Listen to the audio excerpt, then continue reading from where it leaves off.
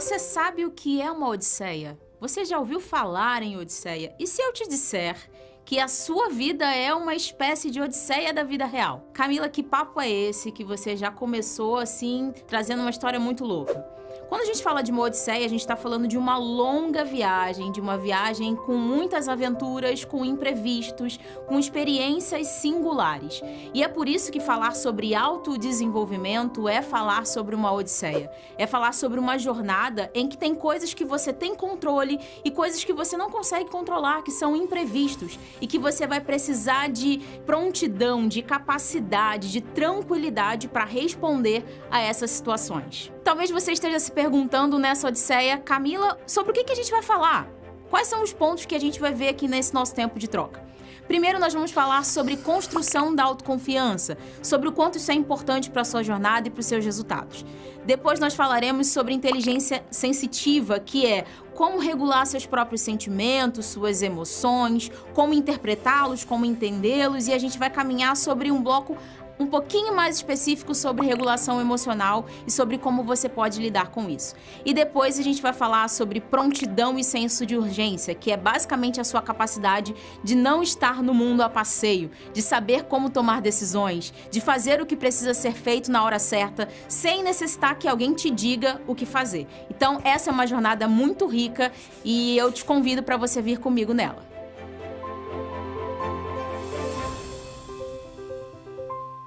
A pergunta que não quer calar é: o que é autoconfiança? Com certeza você já ouviu essa palavra diversas vezes. Num vídeo na internet, um blog, uma capa de livro, e as pessoas falam: você precisa ter autoconfiança. Mas o que é isso?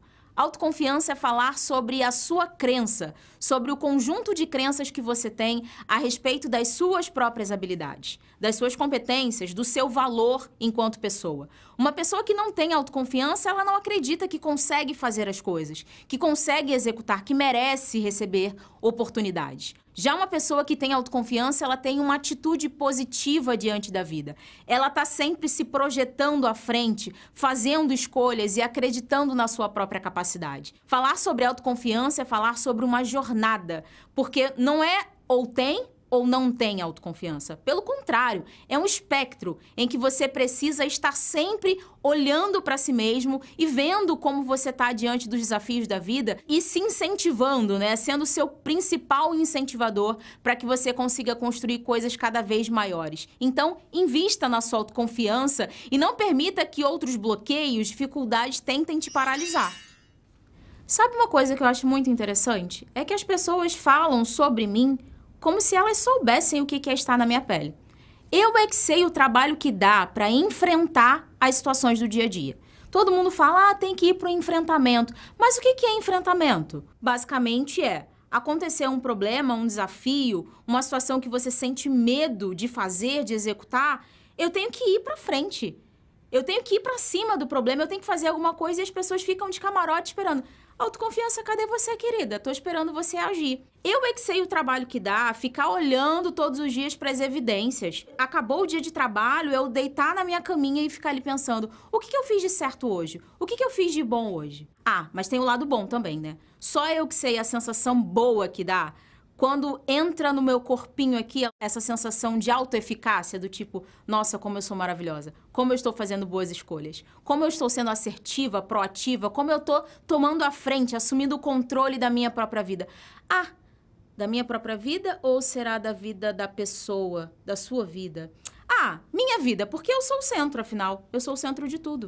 Pois é, mas você deve estar se perguntando, Camila, o que eu faço na minha vida prática no dia a dia? Quando a gente fala sobre autoconfiança, diversas situações vão aparecer na sua vida. Imagina, por exemplo, que você está numa reunião de trabalho. E aí as pessoas falam, vamos aqui compartilhar as nossas ideias, a gente tem um problema para ser resolvido. Ou uma oportunidade de melhoria. Enquanto a reunião está acontecendo, parece que acontece uma briga no seu cérebro, né? E assim você fica, eu falo, eu não falo, eu dou minha opinião, será que as pessoas vão entender? Será que elas vão concordar? Será que elas vão gostar? E aí o que eu vou te dizer? Você vai usar a regra dos 3 segundos, que é, antes de chegar ao final do 3º segundo, você precisa falar a sua opinião. Porque o objetivo aqui não é necessariamente você falar uma coisa muito genial ou muito boa, mas sim desenvolver, treinar essa capacidade de se expor, de falar. Então, a partir de agora, tem alguma oportunidade de você se expor, de você falar a sua opinião, de você compartilhar as suas ideias. Conta até 3 segundos e quando abaixar o último dedo, é hora de falar.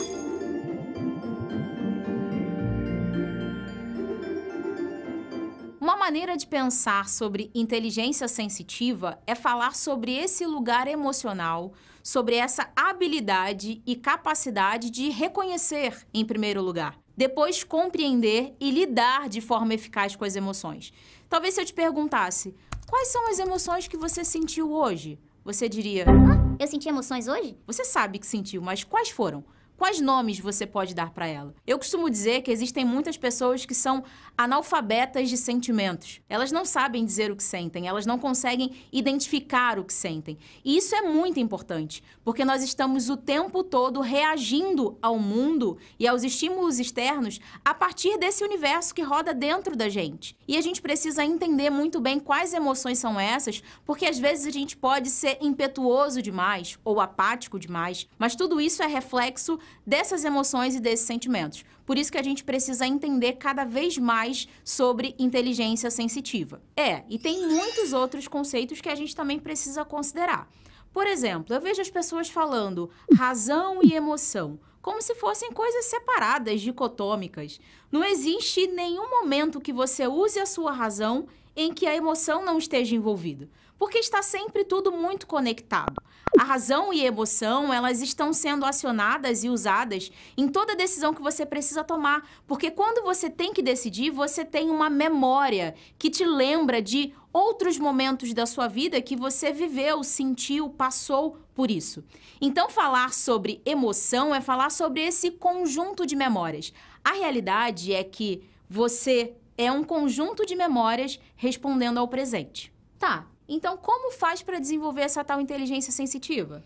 Para desenvolver, você precisa focar na melhoria contínua, ou seja, sempre que você tiver algum comportamento diante da vida, que você pare em algum momento do seu dia e pense, será que eu fui suficientemente proativo? Será que a minha autoconfiança foi demonstrada? Será que eu consegui entender muito bem quais são as minhas emoções? Então, para desenvolver, você precisa continuar sempre olhando para isso e melhorando. Porque se você levar a vida de forma automatizada, você não vai conseguir perceber os pontos de melhoria.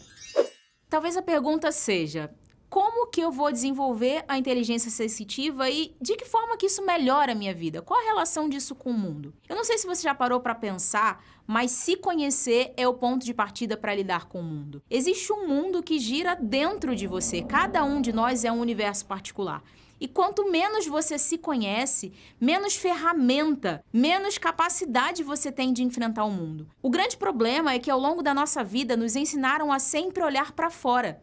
E nós negligenciamos muitas vezes esse olhar para dentro. Quanto mais você se entende, quanto mais você se conecta e você entra nessa jornada de autoconhecimento, de autoconstrução, mais você vai saber, melhor você vai saber quais são os seus limites, até onde você pode ir, o que te falta, onde você precisa desenvolver. Então lembre-se que para você olhar para o mundo que te cerca, primeiro você precisa se olhar, sempre.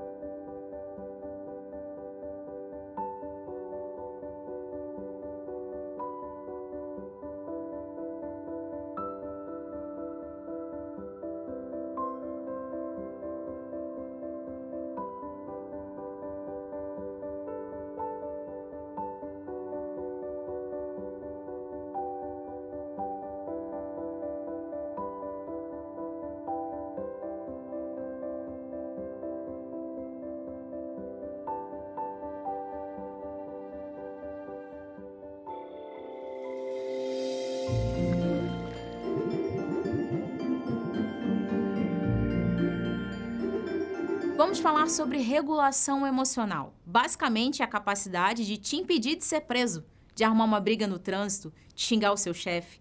Todas as vezes que nós falamos sobre regulação emocional, nós estamos falando dessa capacidade do nosso cérebro, o córtex pré-frontal, essa parte bem aqui na frente da sua testa.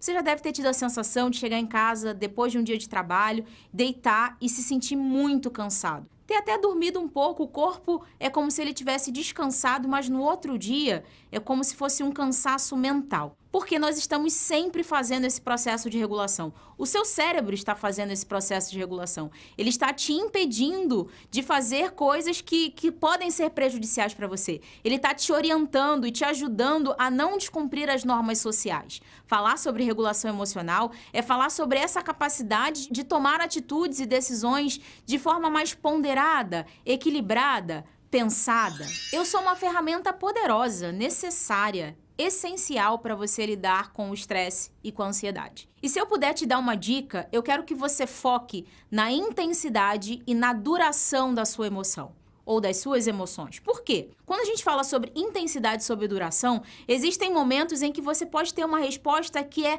impetuosa demais, intempestiva demais. Mas geralmente isso acontece quando o copo já está transbordando. Imagina que você já vem de dias muito estressantes, de problemas muito difíceis no trabalho.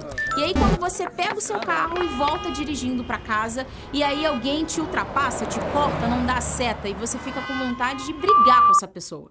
Daí você chega em casa e algum dos seus parentes, dos seus familiares, não faz alguma coisa que você pediu que fosse feita, te faz algum questionamento, e aí você tem uma atitude muito forte, porque você já veio sobre uma dinâmica de muito estresse. Acaba que essa situação, você teve uma resposta mais intensa do que precisaria ser. E aí você fica 2 dias com raiva dessa pessoa. Vocês discutem, brigam, e aí você não quer nem olhar na cara dela pintado de ouro. Por quê? Muita intensidade e muita duração. Mas isso aconteceu exatamente porque você já vinha com uma dinâmica muito intensa de estresse e de ansiedade. Ou seja, faltou o meu trabalho. Para trazer alguns exemplos práticos, eu quero que você pense, por exemplo, em um projeto. Você está trabalhando no projeto, você coloca toda a sua energia, organiza as coisas, faz a entrega e no final você percebe que alguém está tentando levar o crédito no seu lugar. O que dá vontade de fazer? Agredir essa pessoa. Ih, falei demais. Mas é isso que você sente. Você sente vontade de brigar com essa pessoa, de xingar essa pessoa. E por que você não faz isso? Porque você tem um mecanismo de regulação emocional. Apesar das suas emoções terem sido reviradas, mexidas, de você estar se sentindo injustiçado, indignado. Afinal, como que eu faço todo o trabalho e você leva os créditos? Quando você consegue não brigar com as pessoas, não xingar as pessoas, não arrumar problema no trânsito, é a sua regulação emocional que está agindo e está sendo eficaz. É muito provável que você já tenha ouvido aí no mercado de trabalho o termo, por exemplo, inteligência emocional. Quando a gente fala de inteligência emocional, a pessoa tem a expectativa que você tenha uma boa capacidade de regulação emocional, ou seja, que você consiga refrear os seus próprios impulsos, que você consiga agir de forma pensada, assertiva. E a minha pergunta para você é: como está o seu nível de regulação emocional?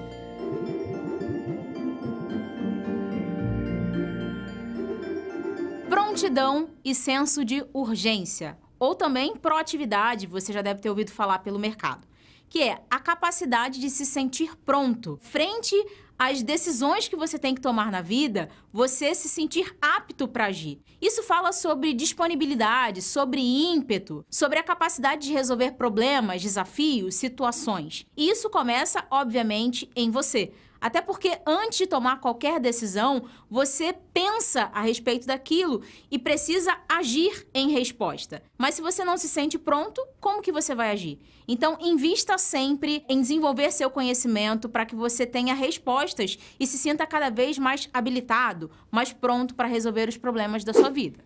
E aí você imagina viver sem mim? Num mundo em que você tem que cumprir prazos, entregar tarefas, cumprir metas, cumprir com o cronograma, como que você ia viver sem mim? Imagina você lidando com adultos, profissionais, que não sabem o que fazer. O mundo é cada vez mais ágil e as pessoas não têm tempo. Às vezes elas não têm nem a paciência para ficar explicando o que tem que ser feito. Então, o seu papel é desenvolver a sua prontidão para que você não fique refém das pessoas. Nunca esqueça que se você tiver a minha presença na sua vida, as pessoas vão te disputar. Elas sempre vão querer você no time, elas sempre vão querer se relacionar com você, porque é muito bom lidar com pessoas executoras. E é isso que eu quero que você seja. Eu vou te trazer um exemplo. Imagina que você estivesse no seu trabalho e que você precisasse ficar o tempo todo dizendo para a pessoa que é o seu colega, que está na mesinha do lado, o que ela tem que fazer. Você chega de manhã e fala: fulano, liga o computador.